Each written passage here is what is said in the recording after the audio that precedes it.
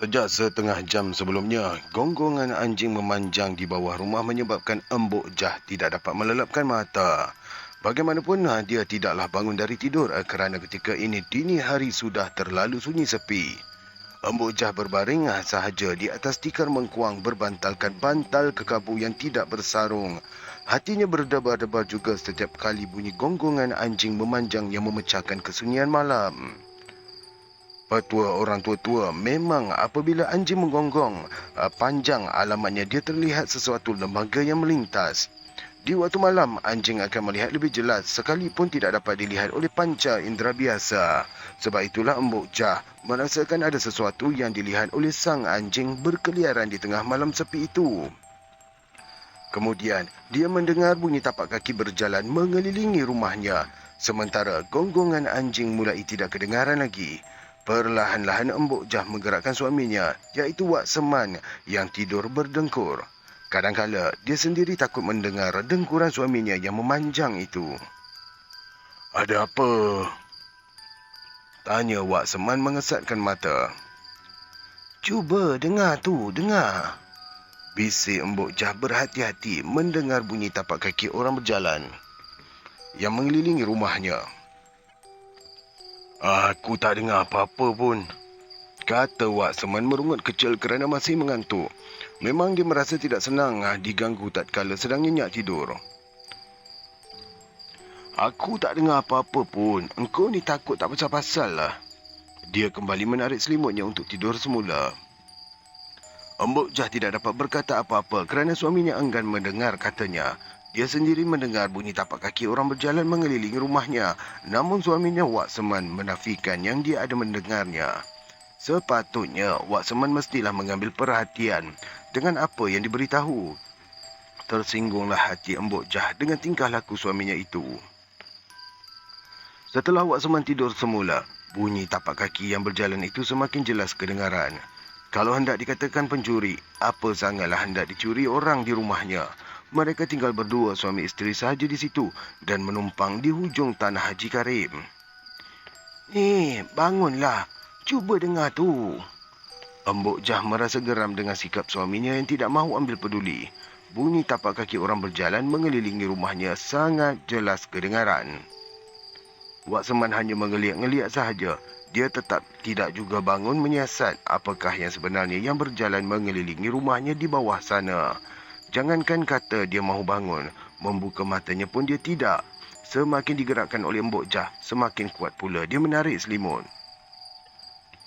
Melihat keadaan Wak Seman yang tidur macam batang kayu, menyebabkan Embok Jah menjadi marah.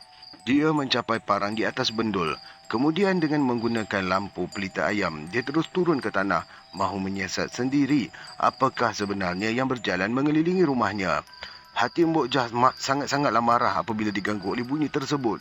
Di samping pula sikap suaminya Wak Seman yang tidak mempedulikan apa-apa kalau sudah tidur nyenyak. Dia memberanikan hati berdiri di atas anak tangga. Bunyi tapak kaki orang berjalan itu senyap tidak kedengaran. Setelah memastikan tidak ada apa-apa, Embok Jah pun naik semula ke rumah. Baru sahaja dia membaringkan tubuhnya, bunyi tapak kaki orang berjalan itu kedengaran semula. Hatinya mula menuduh tentu ada pencuri yang mahu mencuri buah kelapa Haji Karim di hujung sawah. Atau ada juga yang berani mencuri padi di tengah sawah. Tetapi di kampung itu jarang pula kedengaran pencuri. Puas mengagak-agak, Embok Jah terus berbaring dekat dengan dinding yang boleh mengintai ke bawah. Dia memerhatikan melalui lubang di celah dinding, kalau-kalau ternampak orang yang melintas. Puas dia mengintai, namun bunyi tapak kaki orang berjalan itu masih juga kedengaran. Tetapi tidak sah pula siapa yang berada di tanah. Timbullah ketakutan di hati Embok Jah. Dia mula meneka-neka yang bukan-bukan. Boleh jadi pengawal tanah Haji Karim yang didengarnya.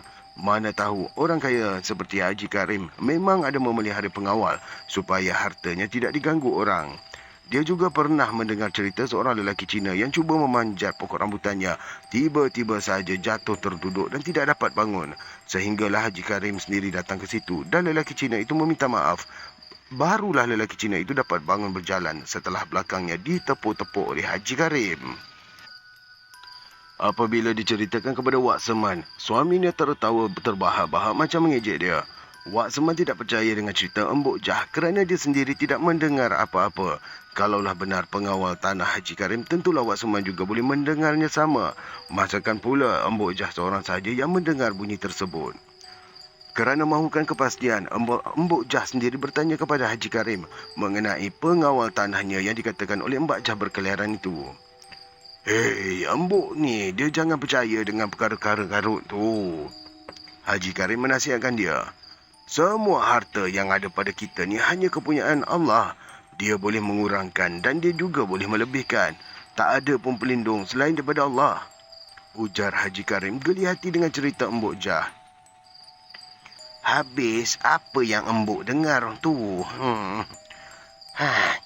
Dia masih lagi keheranan. Mungkin pendengaran Embok aja. Jelas Haji Karim. Dan dia sendiri hairan dari mana Embok Jah mendengar cerita yang mengatakan dia menyimpan belaan tahyul untuk menjaga hartanya.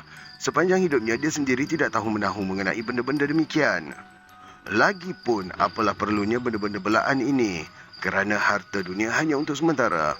Allah Subhanahu Wa Taala boleh menghilangkan harta di tangan kalau dikehendakinya. Sekalipun banyak menyimpan benda-benda peliharaan bagi mengawal harta, tiada siapa pun yang dapat mengatasi kekuasaan Allah. Setelah mendengar penerangan Haji Karim, Embok Jah masih juga belum berpuas hati. Saya minta maaf kalau kata dengar bunyi macam bunyi bising. Sebab saya berhampiran dengan jalan raya ni. Okey, baik kita teruskan. Dia tetap terganggu dengan peristiwa yang dialaminya berturut-turut 2 malam. Pada malam ketiganya, Embok Jah bertekad untuk menyiasat sendiri. Apapun akan terjadi, dia tidak akan peduli lagi. Hatinya yang takut sudah menjadi berani menghadapi apa juga kemungkinan. Biarlah suaminya tidur nyenyak, tidak mempedulikan apapun yang ditanggungnya sekarang. Malam yang ketiga itu, sehingga jam 12 malam, dia berjaya menunggu. Untuk menunggu mendengar bunyi tapak kaki orang berjalan, tetapi tidak kedengaran. Suaminya Wak Seman sudah pun tidur nyenyak. Dia bernekat tidak akan mengejutkan suaminya lagi kalau bunyi itu muncul pada waktu tengah malam. Puas dia menunggu tapi tidak juga muncul bunyi yang membimbangkan sejak 2 malamnya berturut-turut. Bunyi gonggong anjing juga tidak kedengaran mendayu-dayu seperti malam sebelumnya. Maka percayalah Mbok Jah, gangguan itu tidak datang lagi mengganggu. Barulah dia dapat melelapkan mata. Dia turun di tengah halaman untuk mencangkung memerhatikan di sekeliling rumah. Puas dia memerhatikannya, tidak juga kelihatan apa-apa. Nyamuk pula banyak menyebabkan Mbok Jah hampir tidak tertahan mahu menamparnya. Tetapi dia kuatkan semangat juga kerana kalau ditampar nyamuk berkenaan, bimbang juga akan didengar oleh orang yang berjalan mengelilingi rumah. Embok Jah terus mencangkung di tengah halaman. Tangannya memegang parang tidak berhulu erat-erat. Kalau musuh dia tidak akan bertanggung menyerbunya walau apa pun yang terjadi. Hatinya sudah tidak merasa takut lagi. Sekalipun musuh yang dihadapannya lebih kuat dan perkasa. Dia mahu tahu apakah tujuan berjalan mengelilingi rumahnya pada waktu malam. Dalam masa mengagak-agak itulah Embok Jah mendengar bunyi tapak kaki orang berjalan itu makin hampir kepadanya. Dia pun mengamat-amati dari arah mana datangnya. Sebaik saja dia berpaling ke belakang, dilihatnya sebuah benda bulat seperti buah kundur terlompat-lompat tergolek. Oh, engkau rupanya, bentak Embok Jah lalu ditetaknya buah kundur yang melompat-lompat itu sehingga kedengaran seperti tapak kaki orang yang berjalan. Aku tahu engkau bajang, kata Embok Jah lagi menetak berulang kali. Walaupun di dalam gelap, tetap Embok Jah dapat merasakan bahawa tetakannya menyinggah sasaran. Dia juga tahu memang menjadi pantang larang kalau ditetak dengan parang beletung. Cukuplah. Jangan tetak aku lagi. Rayu bajang terketar-ketar kerana parang beletung itu melemahkan dirinya. Okey guys, di sini saya stop sekejap. Apa maksud bajang? Sebab kadang-kadang bila orang marah mesti macam orang Perak, kadang dia akan sebut aja bajang. Mungkin orang Perak saya teka je. Siapa yang tahu berkenaan bajang boleh komen kat bawah guys. Kongsi-kongsi sikit info. Baik, saya teruskan. Itulah kisah mula Embok Jah menemui bajang diceritakan kepada saya oleh Usin Gagap semasa saya ke rumah kawan saya iaitu Haji Somo di Tanjung Karang. Kebetulan ketika saya ke sana, Usin Gagap ada di rumah Haji Somo. Usin Gagap sengaja mahu berjumpa dengan saya kerana mendapat tahu dari Haji Somo saya boleh membuangkan gangguan bajang turun-temurun yang dideritainya. Saya ni keturunan Mbok Jah. Saya, alah letih. Saya ni keturunan Mbok Jah tu, Ustaz. Husin gagap menjelaskan. Tapi saya ni bukannya bomoh, Abang Husin. Jelas saya mengingatkan dia. Ustaz, cubalah macam mana pun. Dia tetap merayu-rayu kerana yakin betul-betul saya boleh membuangkan gangguan bajang tersebut. Sebenarnya saya tidak tahu apa-apa. Kalaulah bajang ini peliharaan turun-temurun dari nenek moyangnya, tentulah Husin gagap sendiri boleh membuangnya dengan jalan tidak memeliharinya lagi. Tetapi bagaimana pula dia meminta saya untuk membuangnya? Susah juga saya hendak menolak kerana orang yang menganggap saya seorang bomoh yang boleh menyembuhkan penyakit. Mungkin Haji Somo cuma mahu menerangkan penggunaan ayat-ayat Quran boleh menyembuhkan penyakit seperti yang pernah saya lakukan. Tetapi bukanlah bertujuan mahu jadi bomoh.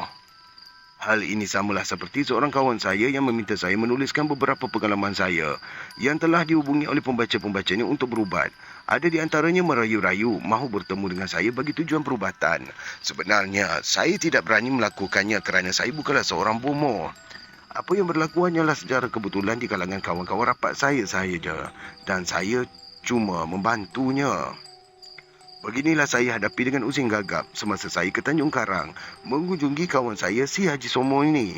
Sebenarnya saya sendiri belajar beberapa perkara mengenai fiqh dengan Haji Somo kerana sesungguhnya saya masih kekurangan dengan ilmu. Malah sewaktu menunaikan umrah di Mekah, saya sering beberapa kali duduk mendengar ceramah agama di beberapa penjuru Masjidil Haram yang disampaikan oleh pensyarah-pensyarah dari Indonesia, Pakistan dan India. Kadang-kadang saya tidak faham apa yang disampaikannya, tetapi tetap mendengarnya terutama apabila menyentuh tentang tafsiran Al-Quran. Sebab itulah saya sering memberitahu kawan-kawan yang mengenali saya bahawa jangan sekali-kali menganggap saya ini bomoh.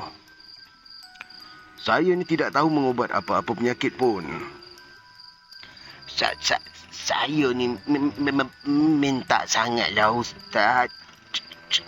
Cubalah doakan sikit masalah saya ni. Husin gagap mendesak saya.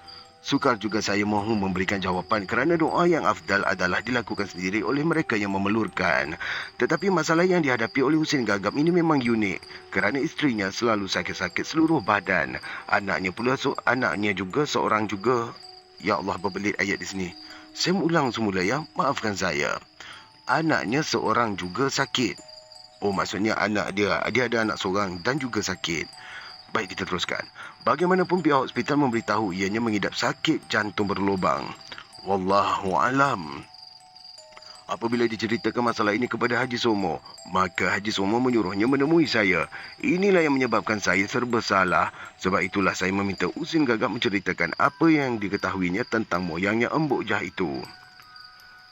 Selepas bajang itu merayu meminta Mbok Jah jangan menetapnya lagi, terasalah belas kasihan di hati Mbok Jah. Tidak jadilah dia meneruskan menetap bajang yang tergolek seperti buah kundur itu.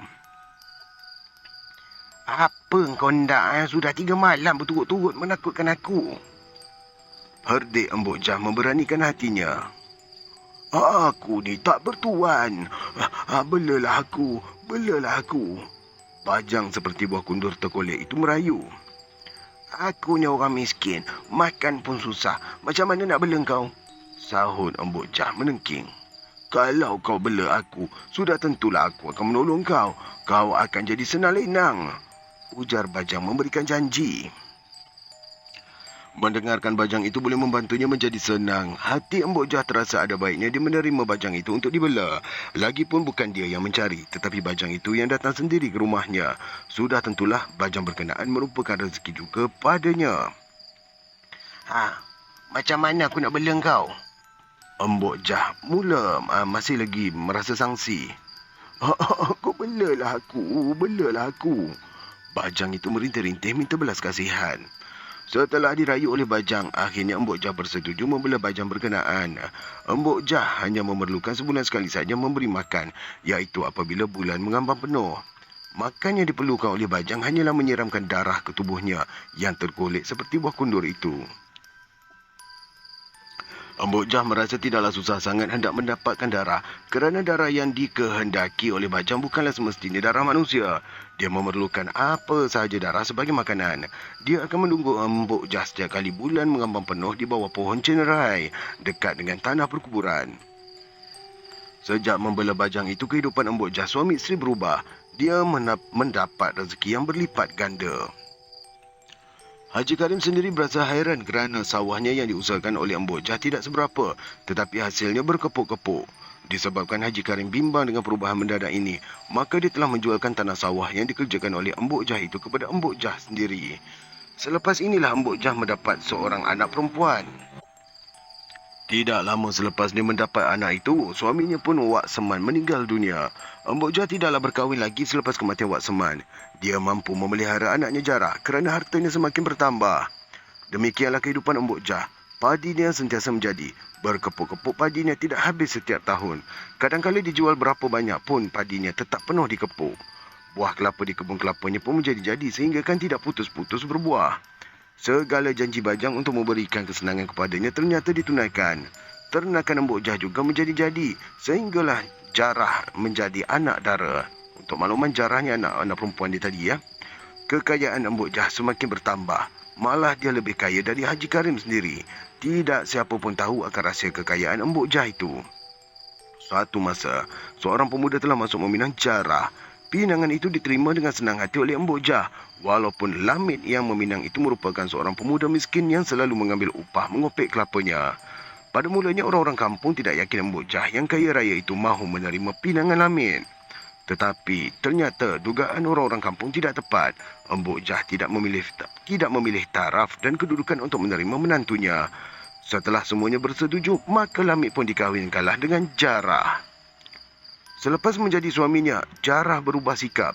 Dia memandang rendah suaminya yang berasal dari orang miskin.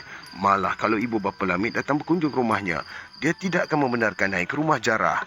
Perbuatan Jarah ini menyebabkan Lamid tersinggung dan menyebabkan berlaku pertengkaran di antara Lamid dan Jarah. "Tak sedar diri jantan menumpang," jerit Jarah melepaskan geram terhadap Lamid. "Makan pun mak aku tanggung, lagi nak tunjuk besar kepala," katanya mengejek suaminya sendiri. "Bangsatlah kau ni." Lamid meninggikan suara kerana tersinggung dengan sikap isterinya. "Kaya harta apa gunanya kalau tak ada budi bahasa? Menantu apa namanya kalau menghalau mertua datang ke rumah?" jerkahnya. "Kalau tak ada harta mak aku, kau dah mati ke bulu."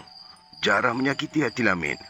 Disebabkan tidak tertahan dengan sikap isterinya yang sombong itu, Lamid terus mempertahankan dirinya. Dia tidak rela Jarah mengungkit-ungkit tentang kekayaan Embok Jah. Dia duduk di situ pun dengan membuat kerja. Bukannya duduk saja, tidak membuat apa-apa. Kalau dia tidak mengusahakan kebun kelapa dan sawah Embok Jah, tentulah tiada siapa yang mahu membantunya. Memang Embok Jah sendiri mengharapkan dia menguruskan semua kerja-kerja tersebut. Tentulah dia tersinggung bila Jarah mensifatkan dia hanya menumpang harta kekayaan Embok Jah semata-mata. Sebab itulah dia terlalu marah bila Jarah tidak membenarkan kedua orang tuanya datang berkunjung ke situ. Malah Embok Jah sendiri tidak pernah bersikap demikian. Tetapi Lamid tidaklah mahu memberitahu masalah rumah tangganya kepada Embok Jah. Dia tahu kalau diberitahu kepada Embok Jah, tentulah perempuan itu akan memarahi Jarah. Rumah tangga Jarah tidak aman ini diketahui oleh Embok Jah. Risau juga dia kerana harta kekayaan tidak dapat menjamin kebahagiaan rumah tangga anaknya. Padahal seingatnya, dia tidak pernah pula bersikap sombong walaupun sudah menjadi kaya raya. Sebab itulah, dia sanggup menerima Lamid menjadi menantunya walaupun lelaki itu miskin. "Nampaknya kekayaan tak boleh memberi kebahagiaan kepada anak cucu aku," keluh Embok Jah apabila mendapati anaknya Jarah sering bergaduh dengan Lamid. "Inilah kesan harta yang diperolehi dengan pertolongan bajang," katanya terlepas cakap di hadapan Lamid. Apa boleh buat, kata sudah terlanjur. Rahsia kekayaannya sudah diketahui oleh Lamid. Oleh itu, apabila berlaku pertengkaran dengan Jarah, dengan pantas Lamid akan menyebut mengenai harta kekayaan yang diperolehi melalui pertolongan bajang itu. Setiap kali Lamid mengungkit-ungkit, setiap kali itu jugalah Embok Jah akan jatuh sakit. "Janganlah kau nak tunjuk sombong. Harta kau ni pun harta bajang tau." Lamid mengejek. Harta bajang pun kau sama juga yang makan. Balas Jarah geram. Sekarang ni aku dah tak nak lagi harta bajang.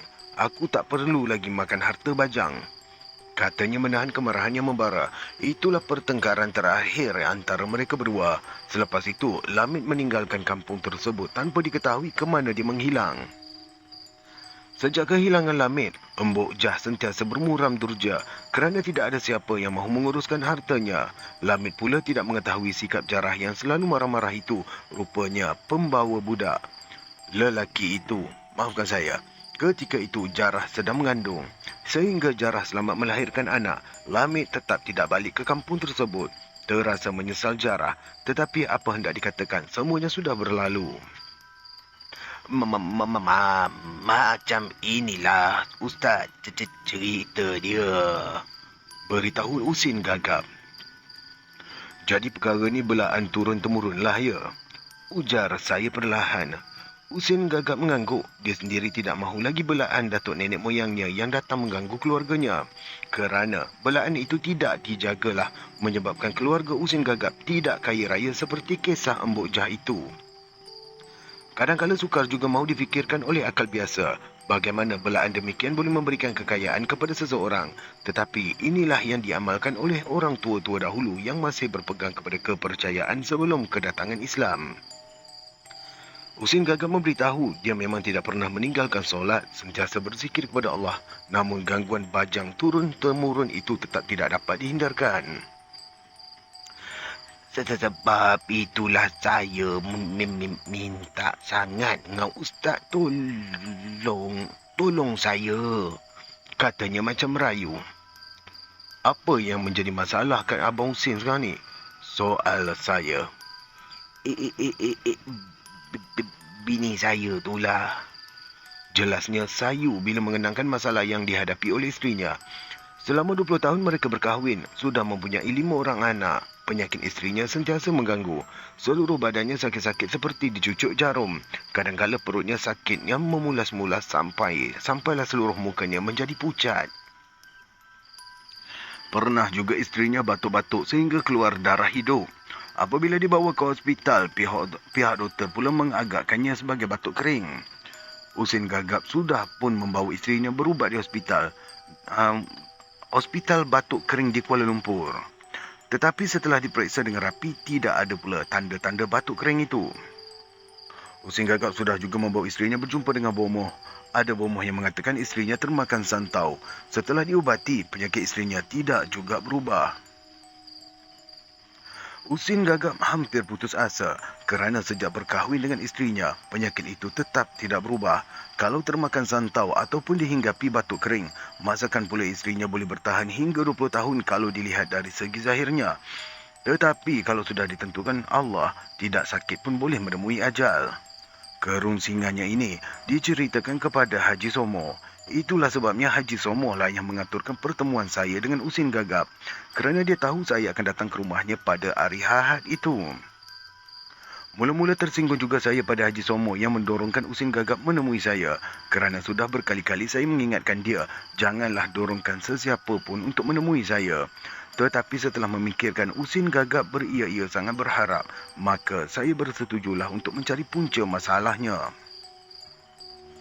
Sebelum itu saya hendak tahulah sama ada Usin gagap ni pernah menuntut ilmu-ilmu kebatinan yang beberapa banyak ilmu kebatinan yang telah diamalkannya.